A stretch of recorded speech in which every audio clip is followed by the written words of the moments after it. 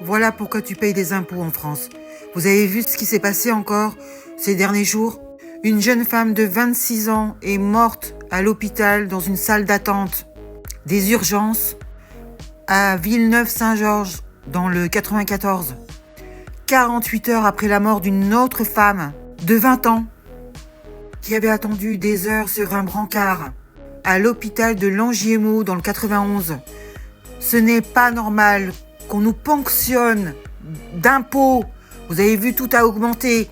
Où part l'argent? Comment ça se fait que dans les hôpitaux, on a des délais d'attente dans des salles d'attente sur des brancards où des gens meurent?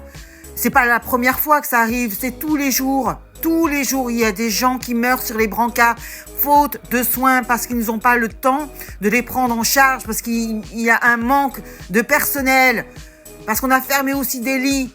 Ça, c'est la politique de la Macronie. Il y en a ras-le-bol. Il y a des gens qui meurent et personne ne bouge. Où passent nos impôts? C'est la question. Où passent nos impôts? Pourquoi on en est là? On avait un des meilleurs modèles de santé au monde. Qu'est-ce qui se passe? Il n'y a que le business qui compte? C'est ça? Faut que l'hôpital rapporte de l'argent au détriment de la santé des gens? Franchement, dites-moi dans les commentaires ce que vous en pensez. Est-ce que vous aussi, vous avez eu des cas dans votre famille où des gens sont restés des heures et des heures et des heures en salle d'attente aux urgences parce qu'il n'y avait personne pour les prendre en charge, ou certains sont même décédés faute de soins? Dites-moi dans les commentaires, s'il vous plaît. On donne de l'argent à l'Ukraine, on donne de l'argent à des cabinets de conseil alors qu'on a des politiciens largement diplômés pour s'occuper de ces histoires. On a des hauts fonctionnaires largement payés. Pourquoi on fait appel à des cabinets de conseil qui nous coûtent une blinde? Ou par l'argent, on le donne à des entreprises, mais on ne sait pas chiffrer combien on a donné aux entreprises. Vous avez vu l'histoire à l'Assemblée nationale, je crois même que c'était au Sénat, avec le sénateur Fabien Gay qui pose des questions, que c'était inadmissible.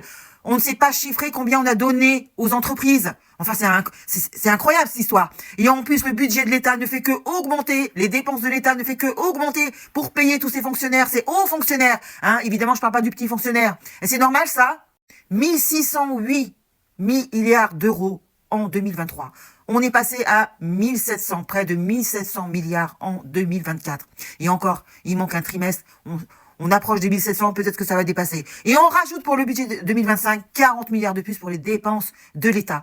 C'est inadmissible quand on voit ce qui se passe dans nos hôpitaux. Merci de me laisser un commentaire.